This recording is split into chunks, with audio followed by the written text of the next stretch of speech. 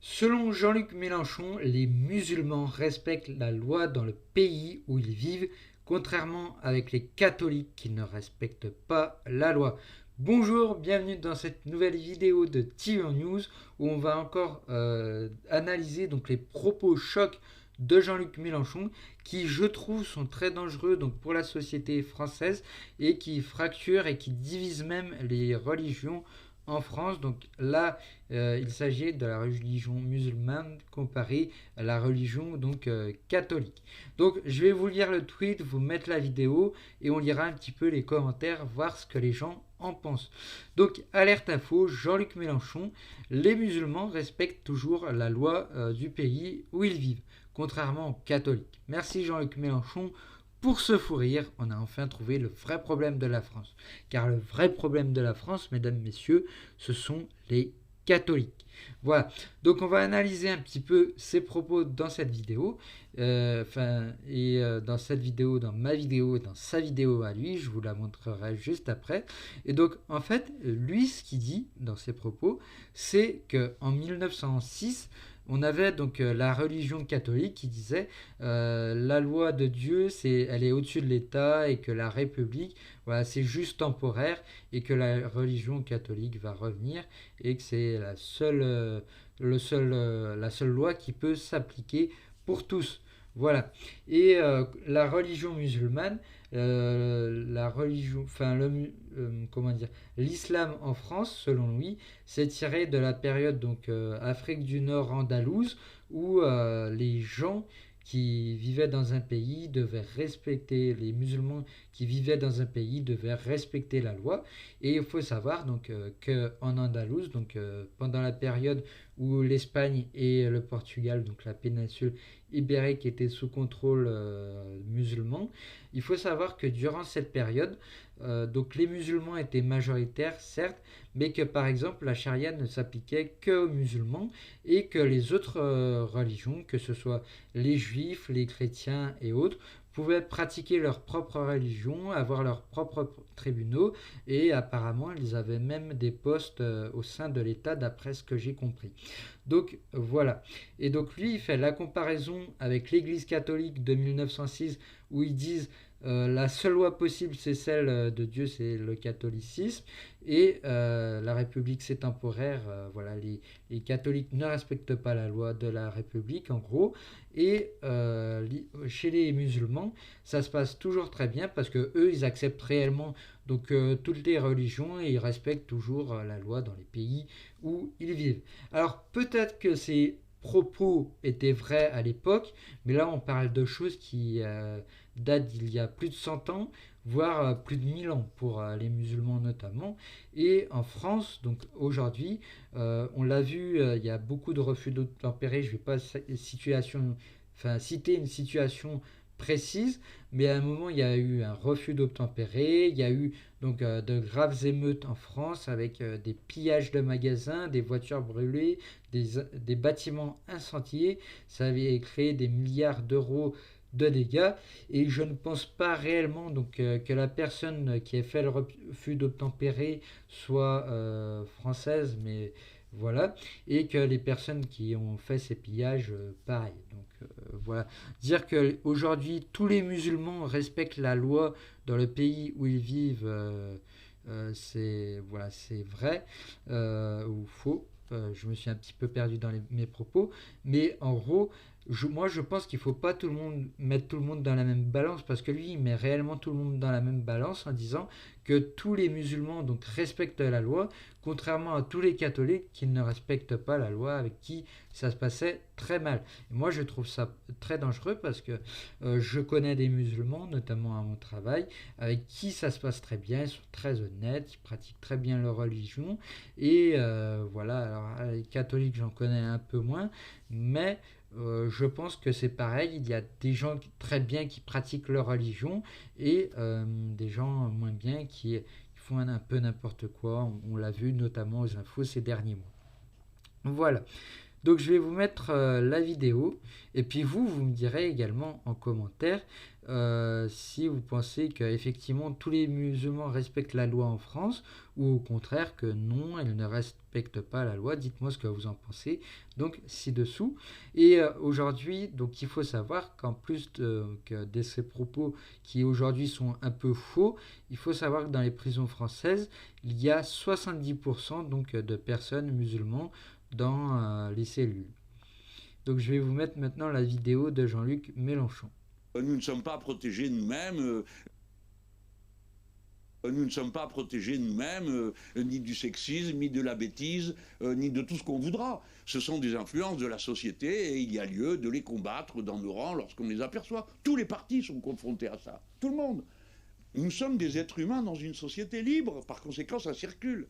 Et nous pensons que nous donnons les moyens. Et pour cette première partie de la vidéo, je suis plutôt d'accord. Nous sommes une société libre en France et nous sommes influencés par beaucoup de choses. Et du coup, il y a certains partis politiques qui ont des personnes qui disent des mauvaises choses. Et donc ces gens-là, il faut effectivement donc, les chasser de ces partis politiques. Donc pour cette première partie de la vidéo, je suis d'accord avec lui.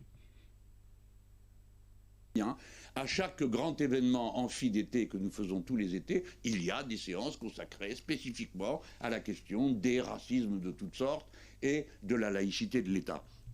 Il est important de savoir que dans ce domaine, nous n'avons pas de difficultés particulières avec les musulmans qui sont ou dans nos rangs ou que nous rencontrons dans la société. Pourquoi? Parce que l'islam en France est un islam qui est essentiellement influencé par son origine maghrébine, et l'origine maghrébine est elle-même extrêmement liée à la période arabo-andalouse de l'histoire de l'islam, et donc nous avons affaire à un islam.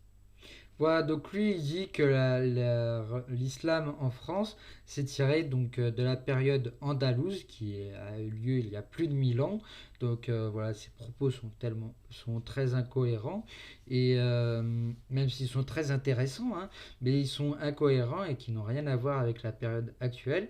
Et là, il va dire ce que je vous ai dit. L'islam malikite, c'est-à-dire un islam qui dit dans les pays où vous êtes, vous respectez la loi du pays où vous êtes.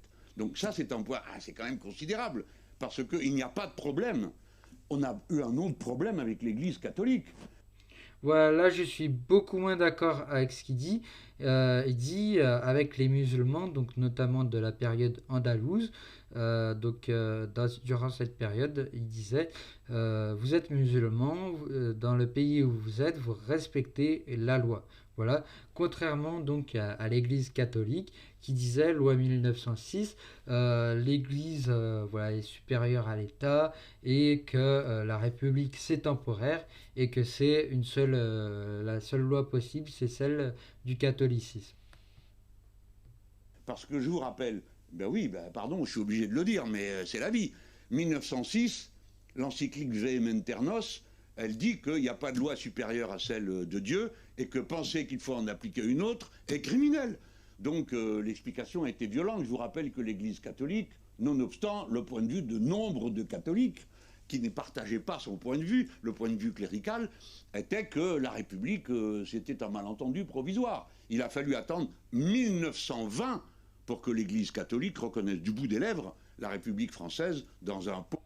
Voilà, donc là, en gros, il dit que les musulmans, voilà, c'est les gentils et que les catholiques, c'est les méchants. Donc, je trouve que ces propos sont très dangereux parce que ça peut fracturer la société française. Et moi, je pense que, donc, comme je disais, il faut pas mettre tout le monde dans le même panier. Donc, une partie des musulmans respectent très bien leur religion et respectent la loi, mais notre partie ne respecte pas forcément la loi. Et pareil du côté catholique, il y a des gens très bien qui pratiquent leur religion, mais voilà, d'autres qui ne respectent pas la loi. Il ne faut pas mettre tout le monde dans le même panier. À Alger, c'est vous dire. Bref, ou c'est l'évêque d'Alger, je ne me rappelle pas, mais Alger est mélangé à ça. En tout cas, voilà.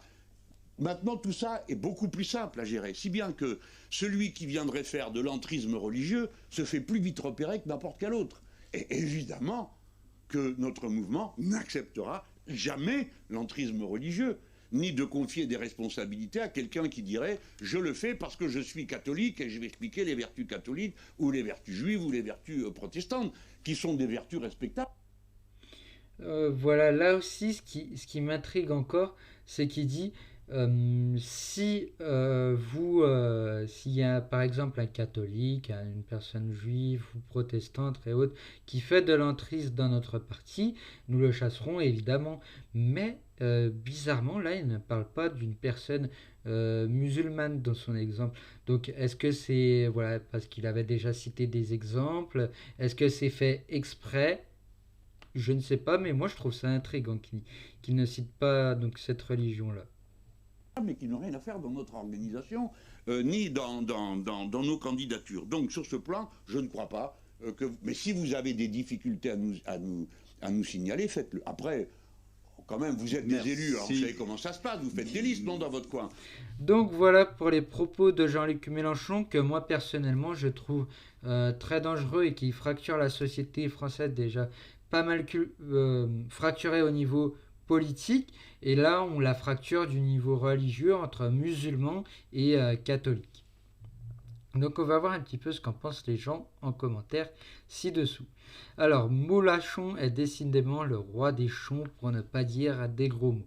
En tout cas, ces propos sont peut-être incohérents et n'ont pas lieu d'être aujourd'hui parce que les choses ont beaucoup évolué en Afrique du Nord et en Europe notamment depuis la période andalouse et la loi de 1906.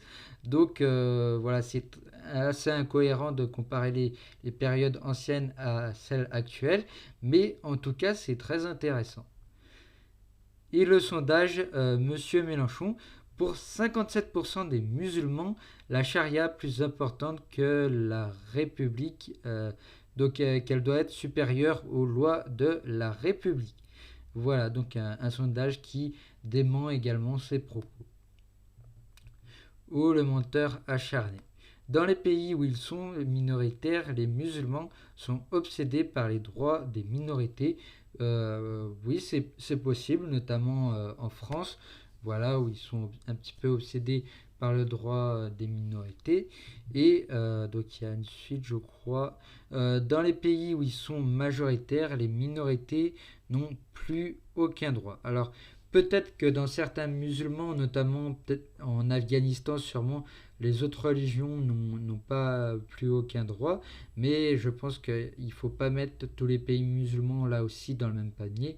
Je pense qu'il y a aussi des pays musulmans qui acceptent les autres religions. Hop, pardon, je fais n'importe quoi.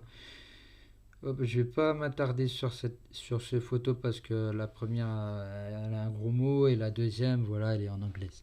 Ok Jean-Luc, on regarde les stats des prisons françaises, donc c'est ce que je disais tout à l'heure. 70% des détenus sont musulmans, arrêtés de nous prendre pour des imbéciles. Que dire, ce type est en pleine déchéance, il est méchant, agressif, possédé, alors ça je sais pas posséder, méchant et agressif, faut voir aussi. Ça, c'est ses opinions à lui. La lente descente vers le caniveau où vont se perdre ses idées qui sont aussi nauséabondes. Alors, c'est vrai, par contre, il a certaines idées un peu nauséabondes. Que ses paroles, c'est dire sans la il se confond de fait avec ceci. Allez, on va lire un ou deux derniers commentaires. Tac. Alors, non seulement ils respectent rien, mais en plus, ils imposent leurs lois. Allemagne, un musulman déclare que quand ils seront majoritaires, ils remplaceront les lois et la charia sera appliquée. Les juifs et chrétiens devront payer le jizya. Le jizya, je crois que ça se prononce comme ça. Alors, est-ce qu'on a autre chose ? Il n'a pas dû mettre les pieds dans une prison depuis l'Inquisition. C'est vrai que les choses, comme je le disais, ont beaucoup évolué donc, depuis la période andalouse. Et comme on l'a vu tout à l'heure, donc 70% donc, des prisons sont à majorité remplies par des musulmans. Donc voilà, ça sera tout pour cette vidéo aujourd'hui sur les nouveaux propos chocs de Jean-Luc Mélenchon. Vous dites-moi ce que vous en pensez donc en commentaire. Est-ce que effectivement tous les musulmans en France respectent la loi ou au contraire seulement une partie respecte la loi et leur religion et une autre avec l'autre partie ça se passe très mal. Dites-le moi en commentaire. N'oubliez pas de vous abonner à la chaîne. C'était Tion News. À bientôt.